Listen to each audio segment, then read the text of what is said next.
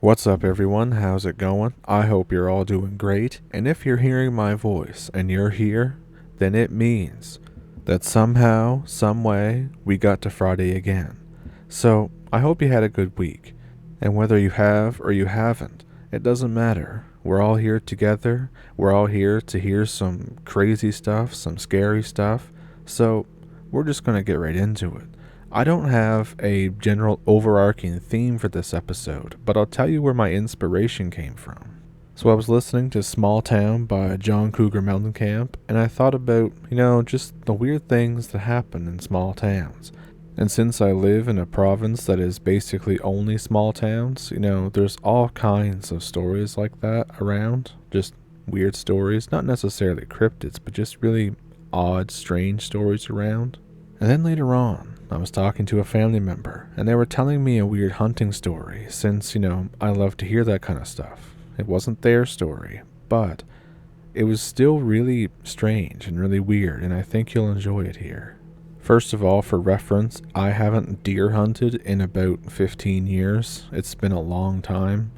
Basically, what I mean is that there could be a logical explanation for this, but I can't think of what it would be. I don't really understand how after this, how there could be one, but I'll just let you decide. So this family member was telling me a story from, I don't know, like the late 90s, I think it was, maybe the early 2000s, when they were out hunting.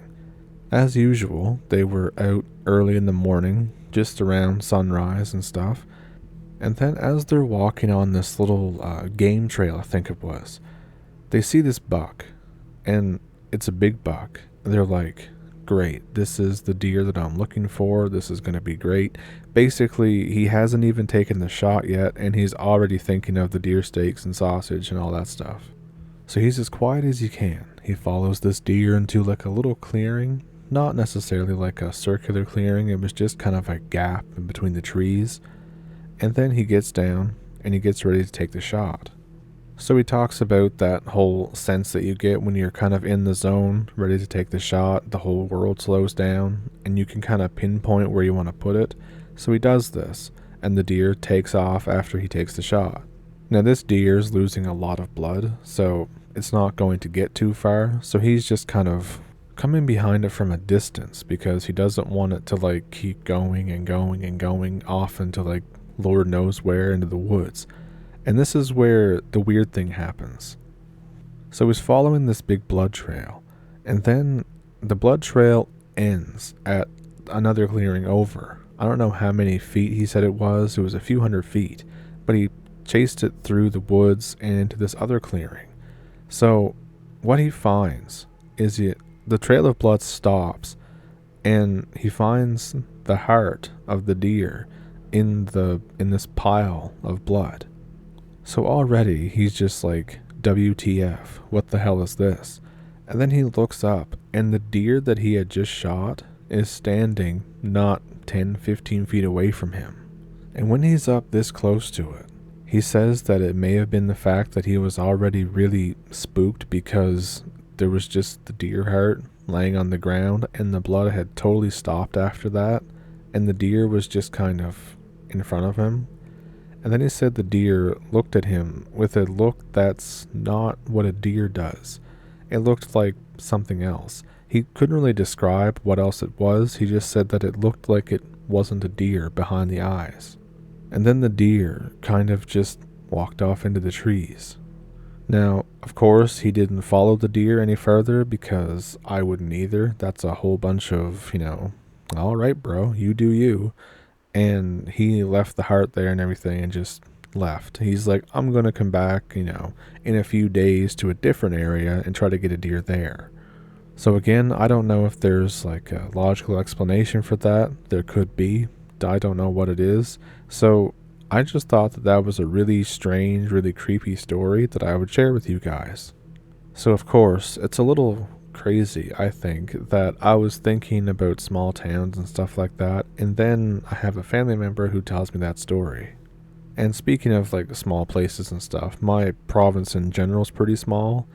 I think we're like 77 or 80% just dense forest, which is cool but creepy, but also cool at the same time, But the reason why I mention that is because we have lots of like parks, provincial parks, national parks, and there are a lot of Bigfoot sightings at them. Now, one of them is Kujibaquak National Park. From what I've seen on the internet, there have been Bigfoot sightings there, Dogman sightings there, and all kinds of stuff. So maybe someday, I'm not sure how the cell service is there, probably not great, but I thought that maybe someday I could go live there. That'd be really cool, I think. But enough about that. Let's get into another really crazy story that happened in Idaho. This was a firefighter with the Forest Service, and he saw something very weird, like a shapeshifter. So the guy himself was an assistant superintendent at the time that this happened. It was 2004. He was called to Hell's Canyon. An emergency call was placed, and they were essentially told that they were going to be there for the night. So he went out by himself into the forest. This was on an unpaved old logging road. He was on a four-wheeler. So he's making his way along this rough terrain.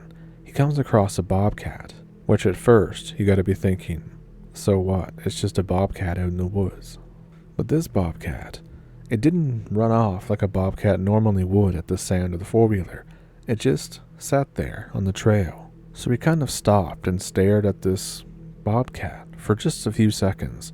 It was a bit of a standoff, but he said that he just felt ominous looking at it. And then the animal let out this ear-piercing scream that was over the sound of the four-wheeler and scampered up a nearby tree. Again, a little odd, but not really anything supernatural or paranormal. So of course he keeps following this road. He gets down it quite a ways further, and he's pretty much right in the middle of nowhere by this point, and he finds this ramshackle cabin.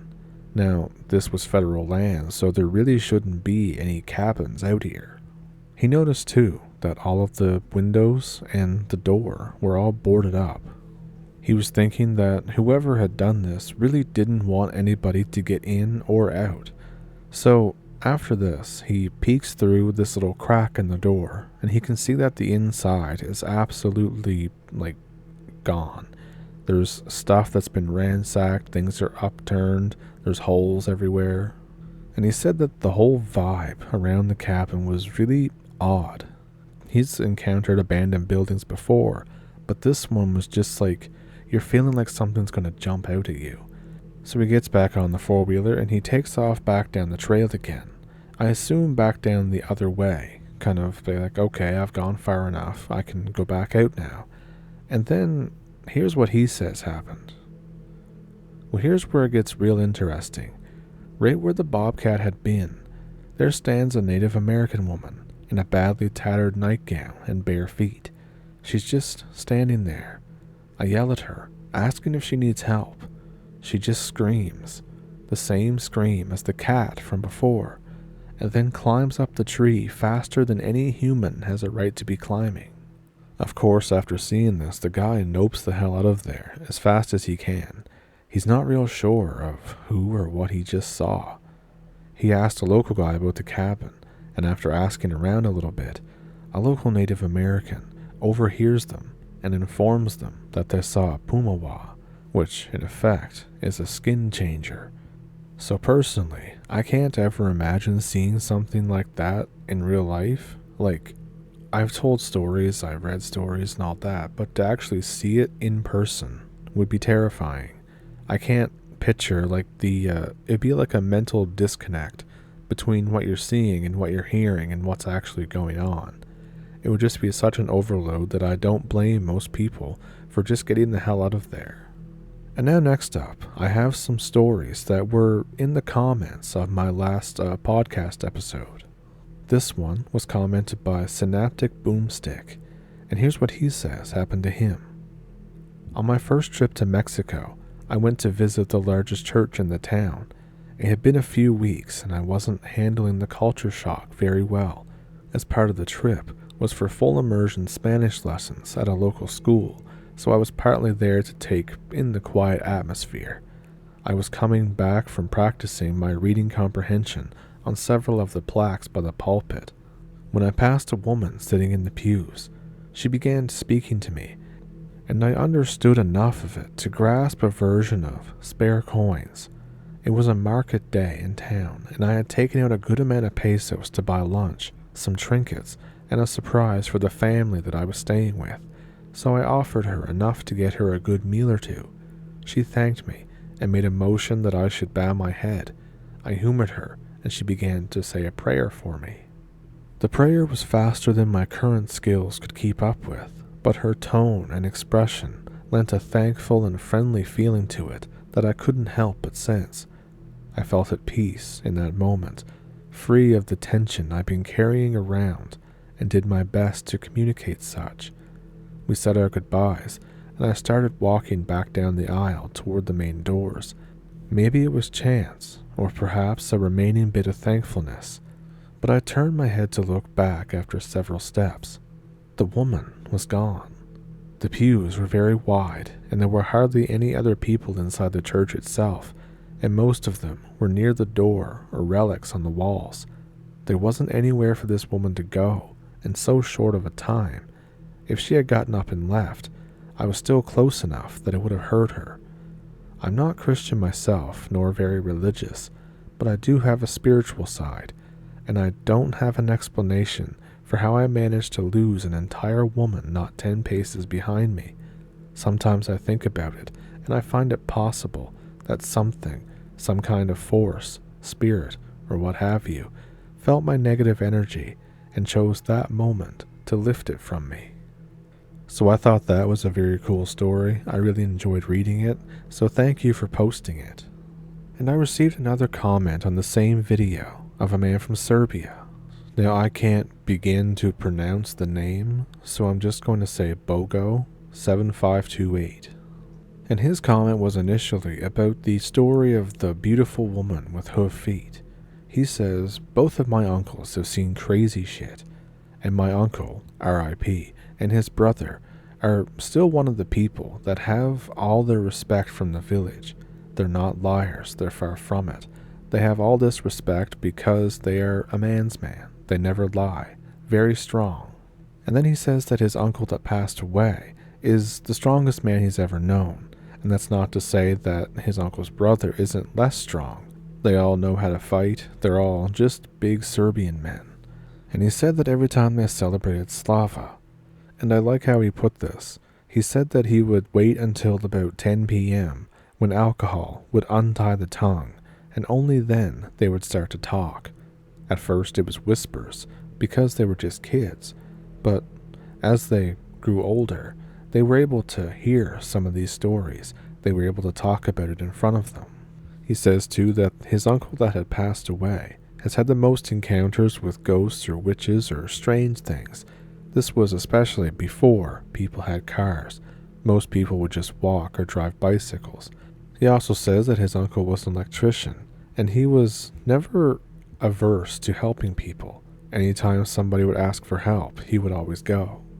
And then he says, one story that always stuck with me was when he was working in the next village.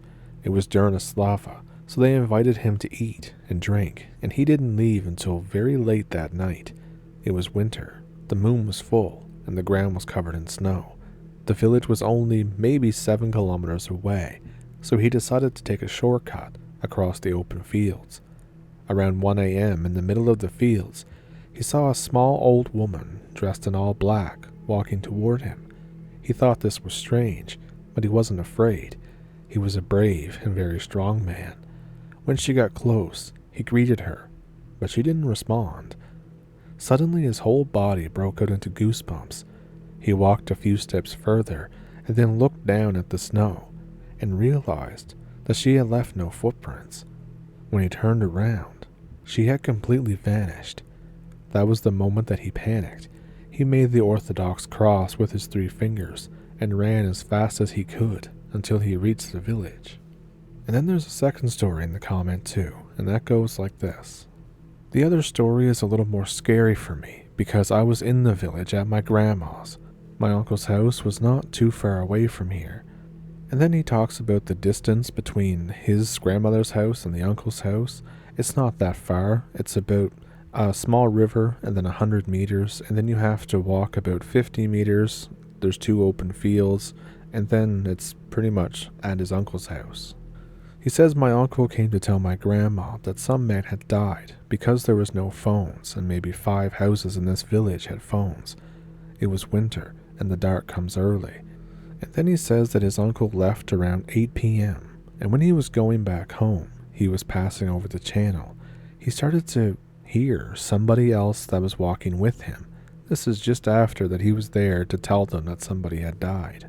He says that they sounded like rubber boots. Now his uncle also wore boots that were always a little bit bigger, and they can sometimes make a lot of noise whenever he walks. So he stops, but he keeps hearing this noise like somebody is walking beside him. He looks to the right and doesn't see anything out of the ordinary.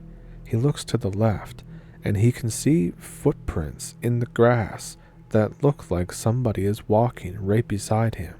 He says luckily he was only about 5 meters until the spot where you have to cross the river, and he basically got across the bridge in like 2 steps because of course you would if there's like footprints appearing in the grass beside you.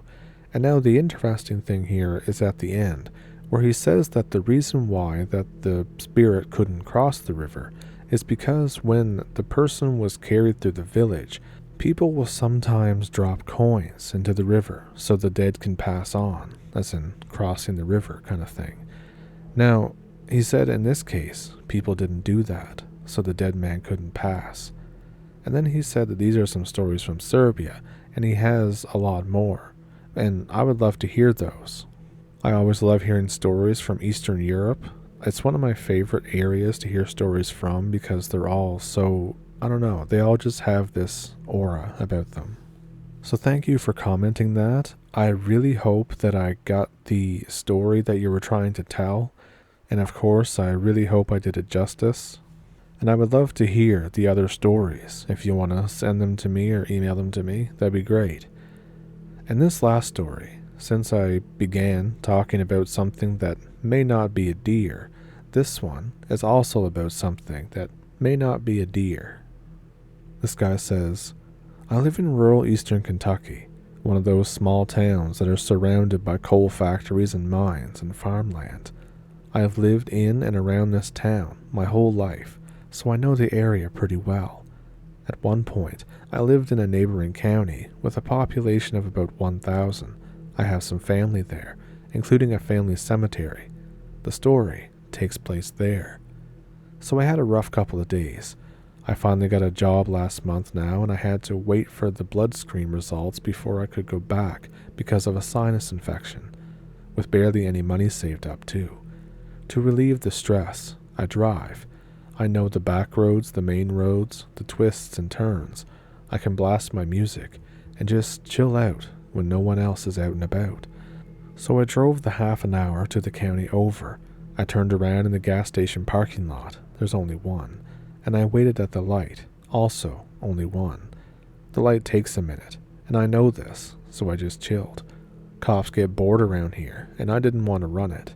I started to feel weird as soon as I stopped at the light. Not like a being watched kind of feeling, but like electricity, almost. That's the only way I can think to explain it. Just like the hair on my arm stood up, and I couldn't figure out why. I started looking for signs of rain, but the sky was clear.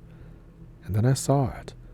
In my rearview mirror, I saw a deer, from what I could see, a doe, standing alone in the middle of the road.